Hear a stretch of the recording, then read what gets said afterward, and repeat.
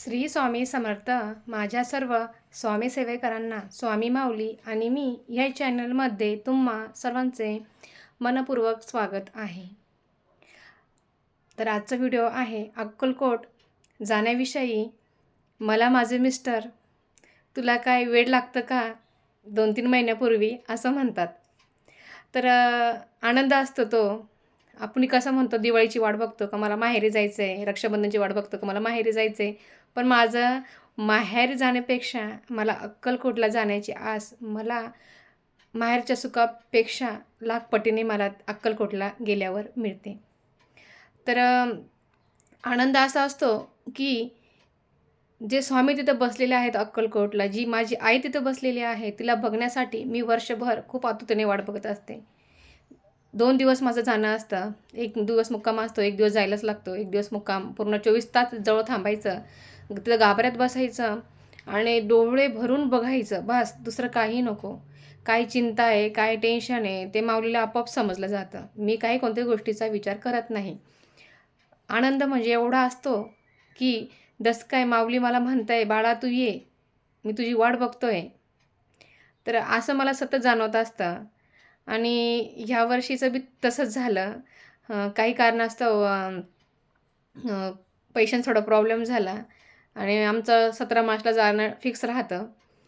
तर पैशांचा थोडा प्रॉब्लेम झाला आणि मिस्टर बोलले ह्या वर्षी आपण थोडंसं उशिरा जाऊ. म्हटलं नाही, 17 मार्च ते 17 मार्च आपला अटळ आहे. 17 ते 20 मार्चपर्यंत आम्ही जातोच. तर ते बोलले आता थोडासा पैशाचा प्रॉब्लेम झाला आहे, रिझर्वेशनला आपल्याला पैसे लागतील, जाण्या-येण्याचा खर्च. म्हटलं अहो ती माऊली बसली आहे ना, माऊलीलाच काळजी, तुम्ही कशाला टेन्शन घेता एवढं. आणि योगायोग म्हणा. तर ह्याच महिन्यामध्ये भिशीचा नंबर लागला आणि मिस्टर बोलले बघ तू नुसतं शब्द काढला, तुझा भिशीचा नंबर लागला, एवढ्या 21 बायांमधनं तुझा नंबर लागला आहे, म्हणजे माझा 3रा नंबर लागला आहे आता. तर मग ते म्हणे चल तुझ्या मनासारखं झालं. तू कितीही मी तुला नाही नाही म्हटलं, पण तुझा स्वामींवरचा विश्वास ते तुला कुठेही चुकून देत नाही आणि तुझं येणं बी ते चुकून घेत नाही.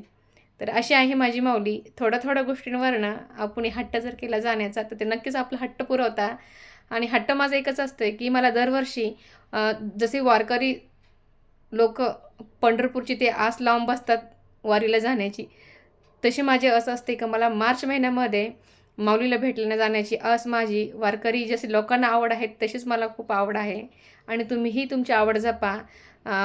थोडे तुम्ही 360 दिवसांपैकी तुम्ही 1 दिवस जरी माऊलीला दिला ना, तर तुमचे 360 दिवसातलं ते 359 तुमचे दिवसाचे ते दुःख आहे ते सगळे माऊली आपल्या तिथं गेल्यावर एक क्षणामध्ये सर्व घालून देते. असा आहे माझा हा अनुभव. आणि तुम्ही आता अक्कलकोटला मी गेल्या तुम्हाला मी दाखवणारच आहे.